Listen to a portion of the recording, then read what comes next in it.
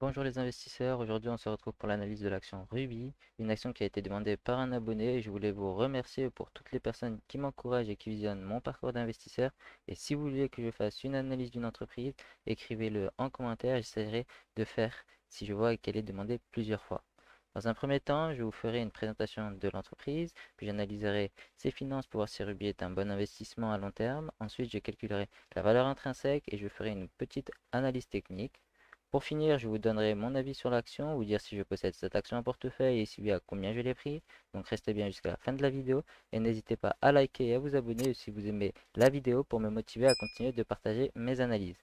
Je vous mettrai également en description les différentes parties de la vidéo, comme ça vous pourrez choisir les parties qui vous intéressent, mais je vous conseille comme d'habitude de regarder entièrement la vidéo pour avoir l'analyse complète de l'action Ruby. Mais avant ça, les informations présentées dans cette vidéo ne constituent aucunement des conseils en investissement. Celles-ci ont un but purement éducatif. Je précise que je ne suis pas un conseiller financier, mais un simple amateur qui vous partage ses analyses de son parcours d'investisseur en bourse.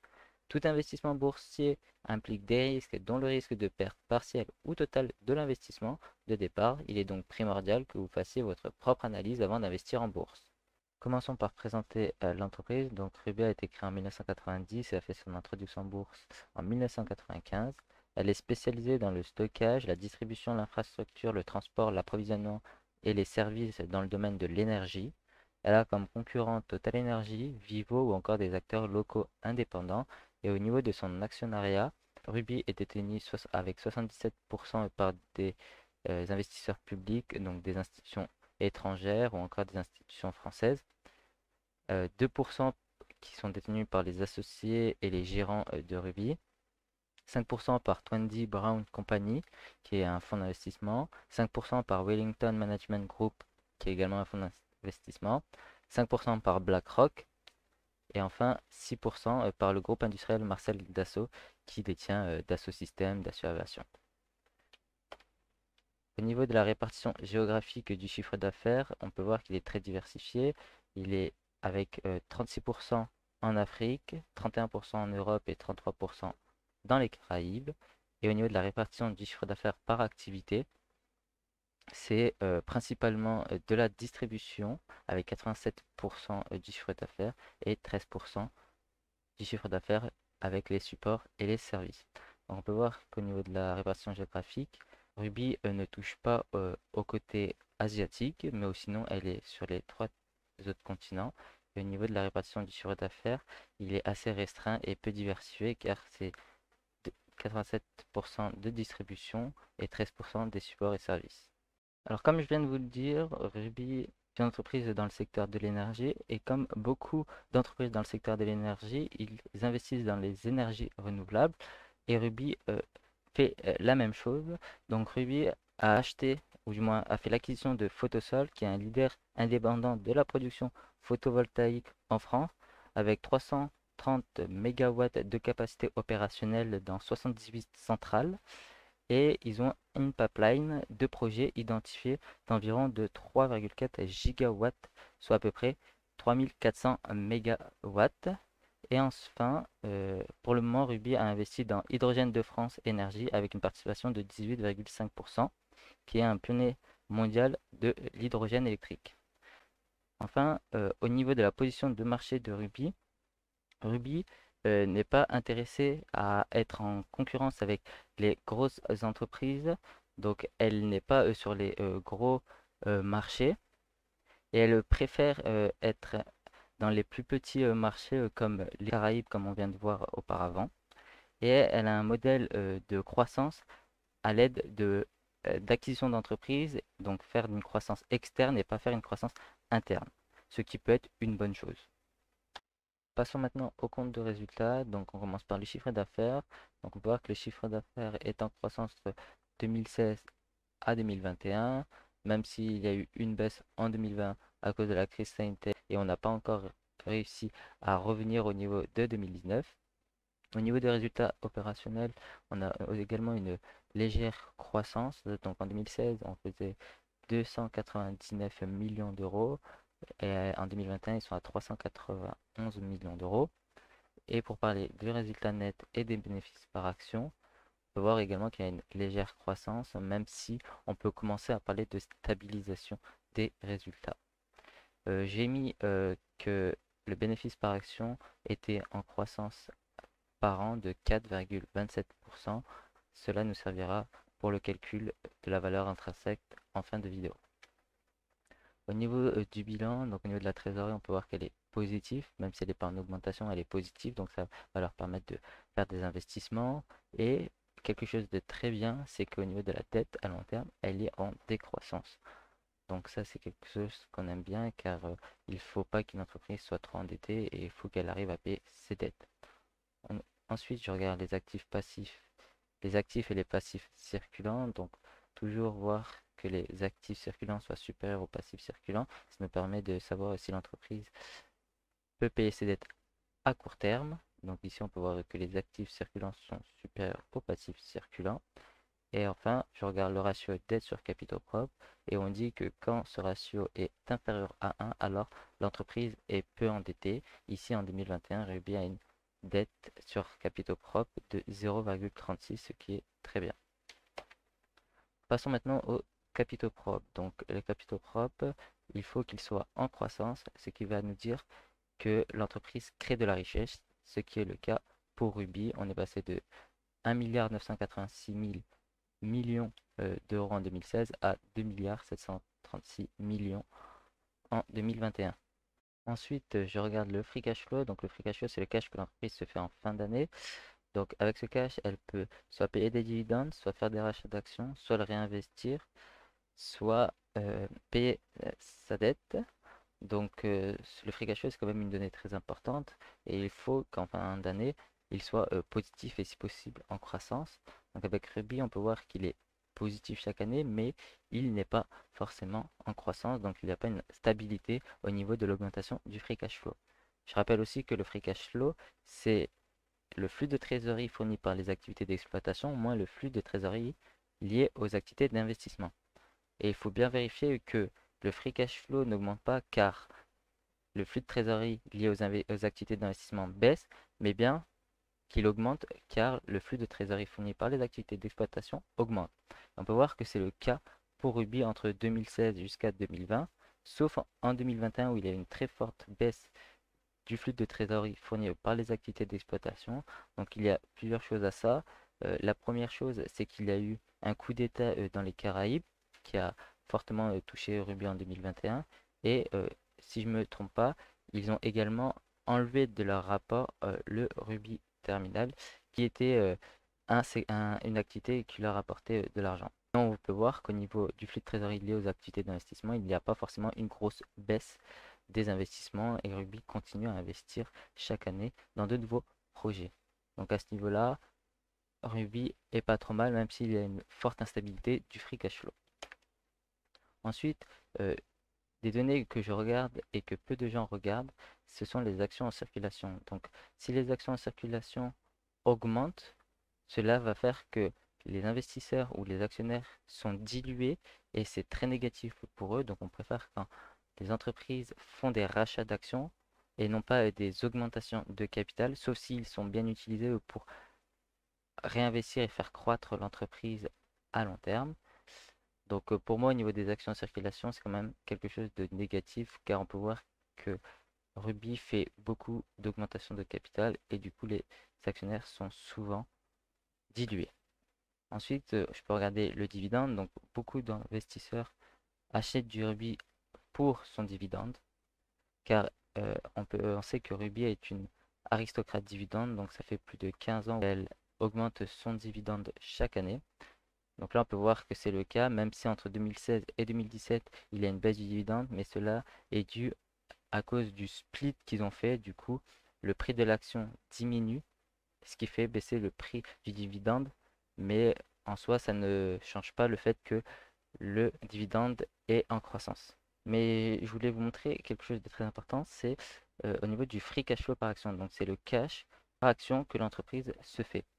Et il y a quelque chose qui m'a perturbé, c'est que on peut voir que le cash que l'entreprise fait par action est inférieur aux dividendes qu'elle donne. C'est-à-dire que l'entreprise donne plus d'argent à son actionnaire qu'elle en fait par action. Et ça, c'est quelque chose de très négatif sur le long terme, car l'entreprise ne pourra pas payer euh, toute sa vie des dividendes alors qu'elle se fait moins d'argent. Donc ça veut dire que chaque année, elle prend dans sa trésorerie de l'argent, et ça, c'est quelque chose de très négatif et que je n'avais pas vu sur l'action Ruby. Par exemple, en 2021, elle s'est fait 1 euro et 1 centime par action, mais elle donne un dividende de 1,86 €, ce qui est supérieur du coup au free cash flow par action. Donc ça, c'est quelque chose qui me refroidit énormément au niveau de Ruby quand je vois ça, car elle ne pourra pas garder à long terme cette fréquence de donner un dividende plus haut que l'argent qu'elle se fait par action. Ensuite, je regarde quelques ratios. Donc je commence par le PER. Donc le PER, on peut voir qu'il est en 2022 à 8,83 et qu'il est inférieur euh, au PER historique. Donc ça a deux choses, c'est que soit l'action est sous-évaluée, mais ça veut également dire que les investisseurs sont prêts à payer moins cher maintenant la valeur Ruby qu'à l'époque. Donc c'est un bon côté, mais également un mauvais côté. Au niveau du price to cash flow, on voit la même chose que le PER. Et enfin, au niveau du price to sell, donc le price to sell, c'est combien l'investisseur est prêt à payer pour 1 € de vente. Et là, on peut voir que les investisseurs sont prêts à payer 0,56 centimes pour 1 € de vente, ce qui est du coup très bizarre car ils sont même pas prêts à acheter euh, Ruby pour 1 € de vente. Et ça vous montre que les investisseurs pensent que dans le futur, Ruby va perdre de la valeur et non pas en créer. Et du coup, que Ruby petit à petit va commencer à tomber dans les abysses. Ensuite, je regarde les marges brutes et les marges nettes. Donc, selon Warren Buffett, l'entreprise a un avantage concurrentiel si la marge brute est supérieure à 40% et si la marge nette est supérieure à 10% pour une entreprise européenne et 20% pour une entreprise américaine. Ici, on peut voir que Ruby n'a pas d'avantage concurrentiel, étant donné qu'elle a une marge brute à 27,67% et une marge nette à 6,37%. Ensuite, je regarde le ROE et le ROIC. Donc, selon Peter Lynch, l'entreprise investit bien son argent quand elle a un ROE supérieur à 13% et un ROIC supérieur à 8%. On peut voir encore une fois que, selon Peter Lynch, l'entreprise n'investit pas forcément bien son argent, étant donné qu'elle a un ROE à 11,43% et un ROIC à 7,79%. Passons maintenant à la valeur intrinsèque, donc une diapo dont beaucoup de personnes aiment sur la chaîne. Du coup, pour moi, Ruby, c'est une entreprise, comme on a vu, qui déjà paye des dividendes supérieurs à l'argent qu'elle se fait par action, donc ça, c'est assez négatif. Ensuite, elle dilue ses actionnaires en faisant des augmentations de capital. Et enfin, on a vu que au niveau des bénéfices par action, Ruby auparavant faisait du 4% par an. Donc pour un scénario normal, j'ai décidé de mettre une croissance des bénéfices par action de 3% les 10 prochaines années et un PER de 8 qui est le PER actuel de Ruby, ce qui va nous faire une valeur intrinsèque de 31 euros. Ensuite, pour un scénario optimiste, j'ai mis une augmentation des bénéfices par action de 4% les 10 prochaines années. Et enfin, pour le scénario pessimiste, j'ai mis une augmentation de 2% chaque année et un PER de 7. Donc on peut voir que les trois scénarios sont supérieurs à la valeur actuelle de Ruby sur le marché qui est de 22,53 €. Alors on pourrait acheter du Ruby pour une bonne raison car on peut penser que l'action est sous-évaluée, mais il ne faut pas oublier que Ruby quand même consomme de sa trésorerie pour payer des dividendes. On peut voir également que au niveau des PER, du price to cash flow et d'autres facteurs, que les investisseurs sont prêts de moins en moins à mettre de l'argent pour Ruby. Même au niveau du price to sell, ils sont même pas prêts à mettre 1 € pour 1 € de vente, ce qui est très rare. Et qu'on peut voir ça dans le cas où l'entreprise va décroître et non croître dans le futur. Donc quand on voit ça, on peut penser que le marché pense que Ruby va décroître dans le futur, Or, si nous on pense que Ruby va croître dans le futur, alors on peut avoir une très bonne opportunité ici. Donc si pour vous Ruby va se relever et croître dans le futur, potentiellement Ruby est une très bonne action à acheter à ce prix-là. Passons maintenant à l'analyse technique de Ruby. Donc en une bougie égale un mois. Donc on peut voir que Ruby a une très forte croissance entre 1999 et 2017 et depuis elle est en baisse très forte. Donc depuis ses plus hauts, Ruby a perdu à peu près 55%, 56%. Donc une très forte correction. Donc pour moi, Ruby, ce que je vois, c'est qu'il y a un biseau descendant qu'on peut placer comme ça. Euh, je vais le mettre- Voilà. Ensuite, ce que je peux voir, c'est qu'il y a quand même un petit support à ce niveau-là, au niveau des 20 euros, où Ruby pourrait arrêter. Et ce que j'aime bien faire aussi, c'est utiliser le retracement de Fibonacci. Et on sait que vers 61,8, souvent les entreprises peuvent changer de tendance. Et là, quand on regarde ça, on peut voir que Ruby arrive sur les 61,8 de Fibonacci.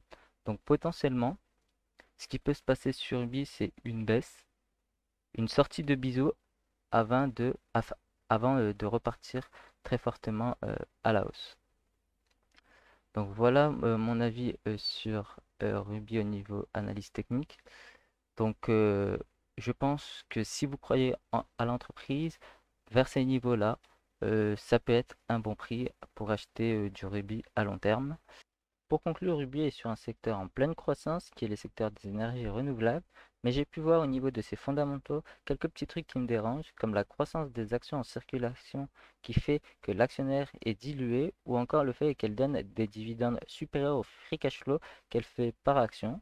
De plus, Ruby n'a pas forcément d'avantage concurrentiel pour le moment. Je vais être honnête avec vous, j'ai du Ruby en portefeuille avec un PRU de 36 euros.